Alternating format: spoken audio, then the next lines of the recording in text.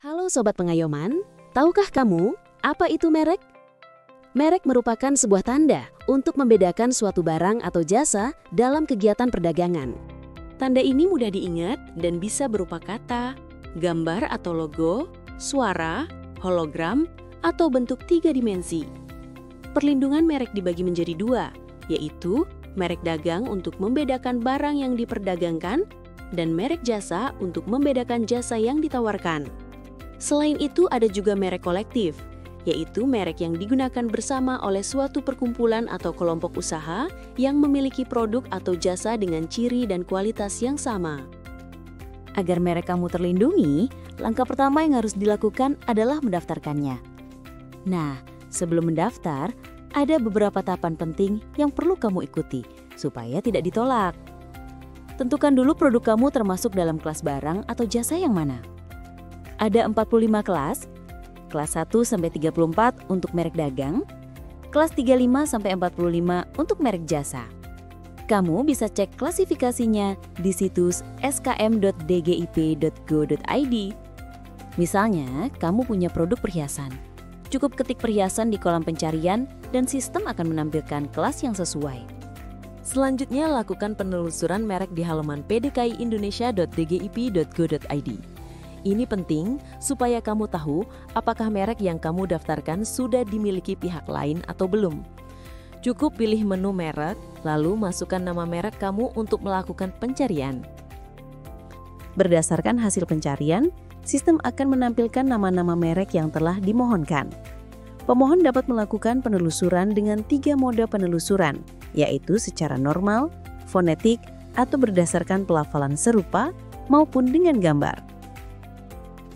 Sebelum mendaftar, siapkan beberapa dokumen berikut: KTP, email dan nomor telepon aktif, label atau logo merek dalam format JPG, scan tanda tangan format JPG atau JPEG, surat rekomendasi dari Dinas UMKM jika kamu pelaku UMKM, surat pernyataan UMKM bermaterai, surat kuasa jika melalui konsultan KI, bukti prioritas bagi pemohon dari luar negeri, dan dokumen salinan penggunaan merek kolektif bagi pemohon merek kolektif. Untuk biaya pendaftarannya, pemohon umum dikenakan biaya Rp1.800.000 per kelas, sedangkan pelaku UMKM cukup membayar Rp500.000 per kelas. Setelah semua persyaratan siap, kamu bisa langsung mengajukan pendaftaran merek. Pengajuan pendaftaran merek dapat dilakukan melalui laman merek.djip.co.id. Pemohon dapat membuka website melalui laptop atau PC untuk memudahkan dalam pendaftaran merek. Apabila pemohon belum memiliki akun, maka perlu melakukan registrasi akun dengan mengklik menu daftar di pojok kanan atas, kemudian sistem akan menampilkan halaman registrasi akun merek. Pertama, pemohon perlu mengisi email yang akan menjadi username pemohon, password, dan konfirmasi password. Kedua, pilih jenis pemohon. Jika jenis pemohon adalah konsultan KI, maka harus memasukkan nomor konsultan yang sudah terdaftar.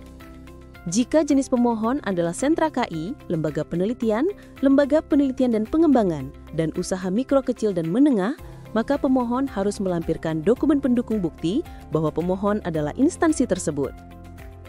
Ketiga, pemohon perlu mengisi data-data pemohon dengan benar. Apabila data-data telah terisi, selanjutnya beri tanda pada pernyataan dan isi captcha dengan benar, kemudian klik tombol proses. Apabila registrasi akun telah selesai, selanjutnya pemohon akan mendapatkan verifikasi yang dikirimkan melalui email yang telah didaftarkan. Melalui email yang dikirimkan tersebut, pemohon dapat melakukan aktivasi akun untuk mengaktifkan akun.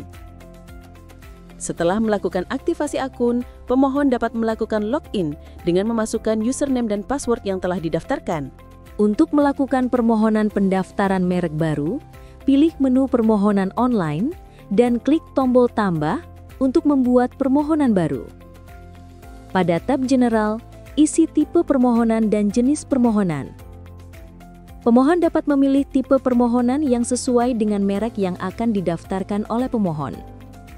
Merek dagang untuk merek yang memiliki kelas dagang, merek jasa untuk merek yang memiliki kelas jasa, merek kolektif untuk merek kolektif, sedangkan merek dagang dan jasa untuk merek yang memiliki kelas dagang dan jasa dengan minimal pembayaran 2 kelas dan wajib memilih kelas 1-34 dan kelas 35-45.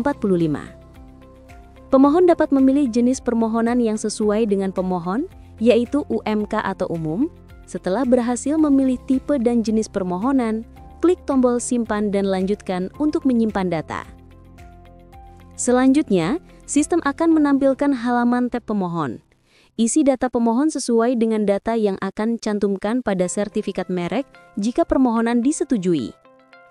Tanda bintang menandakan data yang wajib diisi, yaitu nama, kewarganegaraan, atau negara asal, jenis pemohon, negara, provinsi, kabupaten atau kota, alamat, nomor HP, dan email.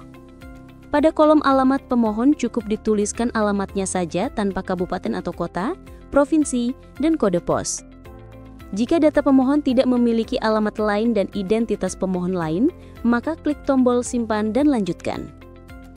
Jika alamat pemohon berbeda dengan identitas pemohon, beri tanda alamat surat menyurat. Isikan alamat surat menyurat. Jika identitas pemohon lebih dari satu, isikan nama pemohon, kemudian klik tombol tambah, maka muncul daftar nama pemohon lain. Jika identitas pemohon lebih dari satu, pemohon cukup mengisi nama pemohon tambahan tanpa mengisikan alamat. Jika data pemohon telah sesuai, kemudian klik tombol simpan dan lanjutkan. Setelah pengisian data pemohon dilanjutkan dengan pengisian data kuasa atau konsultan KI jika menggunakan konsultan KI. Jika pemohon adalah konsultan KI, maka data kuasa akan terisi otomatis sesuai dengan data konsultan yang terdaftar. Jika pemohon adalah perorangan atau badan hukum, maka halaman ini dilewati dan klik tombol simpan dan lanjutkan. Sistem akan menampilkan tab selanjutnya untuk mengisi data prioritas jika ada. Jika tidak ada, maka langsung klik tombol simpan dan lanjutkan. Data prioritas hanya untuk pemohon yang berasal dari luar negeri. Jika ada, klik tombol tambah untuk menambahkan data prioritas. Maka sistem akan menampilkan halaman pop-up tambah hak prioritas. Masukkan tanggal, negara atau kantor merek, dan nomor prioritas. Klik tombol batal jika tidak jadi menambahkan data prioritas. Klik tombol simpan untuk menyimpan data prioritas. Setelah menambah data prioritas, klik tombol simpan dan lanjutkan. Selanjutnya, sistem akan menampilkan halaman tab merek. Pemohon wajib mengisi data tipe merek, label, dan nama label merek yang akan diajukan, dan unsur warna dalam label merek. Pastikan label merek yang diupload memiliki format file JPG berukuran maksimal 5 MB dengan dimensi gambar maksimal 1024 x 1024 pixel. Jika file yang diupload tidak sesuai, aplikasi akan menolak label merek tersebut dan pemohon perlu melakukan crop ulang file label merek. Jika nama merek menggunakan huruf non-Latin, pemohon wajib mengisi terjemahan dan pengucapan. Pemohon perlu mengisi arti atau terjemahan apabila merek menggunakan bahasa asing dan penulisan pengucapan apabila merek menggunakan karakter non-Latin.